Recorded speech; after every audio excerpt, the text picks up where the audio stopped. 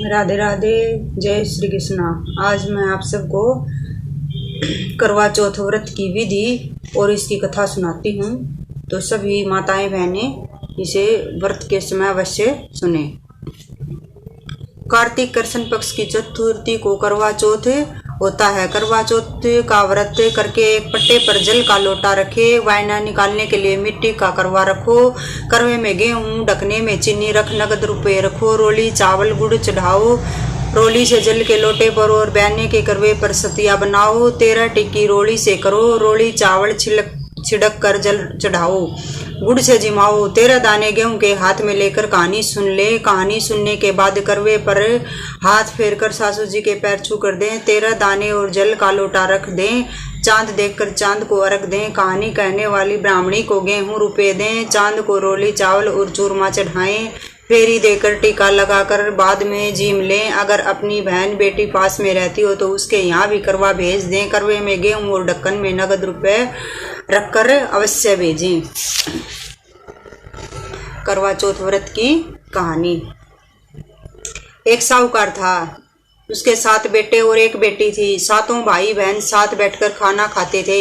एक दिन कार्तिक की चौथ का व्रत आया तो भाई बोले कि आओ बहन जीम ले। उसकी बहन बोली, भाई आज करवा चौथ का व्रत है इसलिए चांद निकलने पर जीमूंगी। तब भाई बोले कि क्या हमारी बहन भूखी रहेगी? तो एक भाई ने दिया लिया और एक ने छलनी ली, एक पेड़ के नीचे एक तरफ होकर दिया जलाकर छलनी ढक दी और आकर कहा कि बहन तेरा चांद निकल गया। तो वह भाभियों से बोली, आओ भाभी अर्घ दे दें। जब भाभियां बोली कि बहन जी तुम्हारा चांद निकला, हमारा चांद तो रात को निकलेगा, तो उसने अकेले ने ही अर्घ दे दिया और भाइयों के साथ जीवने बैठ गई।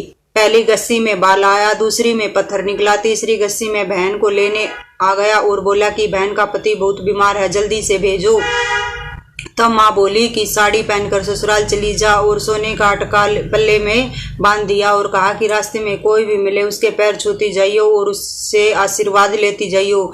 सब लोग रास्ते में मिले और यही आशीर्वाद देते गए कि ठंडी हो, सब्र करने वाली हो, सातों भाइयों की बहन हो, तेरे भाइयों को सुख दे। परंतु किसी ने भी नहीं कहा कि सुहाग का आशीर्वाद किसी ने भी नहीं दिया। ससुराल में पूछते ही दरवाजे पर छोटी नंद खड़ी थी तो उसके पैर छुए तो नंद ने कहा कि इसीलिए सपुत्री हो, 7 पुत्रों की माँ हो, तेरे भाइयों को सुख मिले। तो यह बात सुनकर जो सोने का टका माँ ने दिया था खोल कर दे दिया। अंदर गई तो सासू ने कहा कि ऊपर मुंडेर है, वहां जाकर बैठ जा।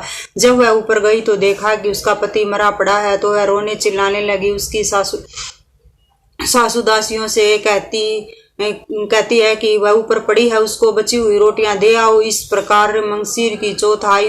बोली कि करवे ले लो, भाइयों की प्यारी करवे ले लो, दिन में चांद उगाने वाली करवे ले लो, ज्यादा भूखे मरने वाली करवे ले लो।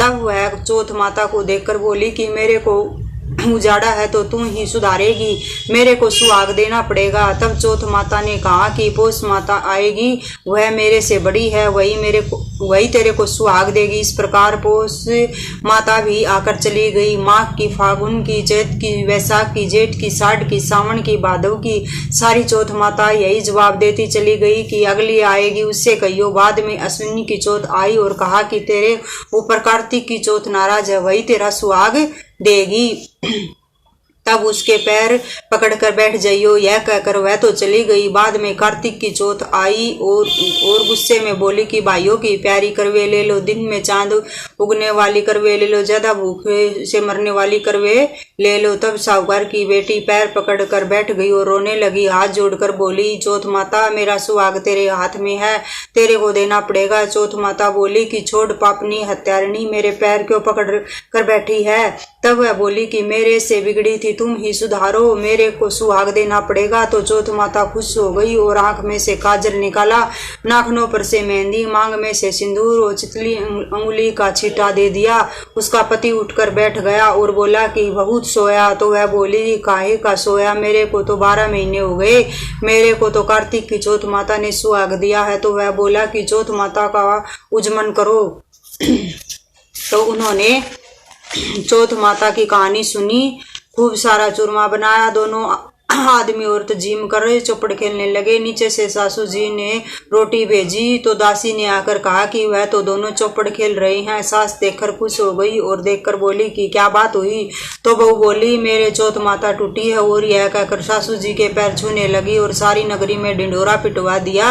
सबको चौथ का व्रत करना चाहिए। 13 चौथ करना, नहीं तो 4 करना, नहीं तो 2 चौथ तो सबको अवश्य करना। हे चौथ माता, जैसा साहूकार की बेटी को सुहाग दिया वैसा सबको देना। मेरे को भी कहते सुनते सब परिवार को सुहाग देना। बोलिए चौथ माता की जय हो।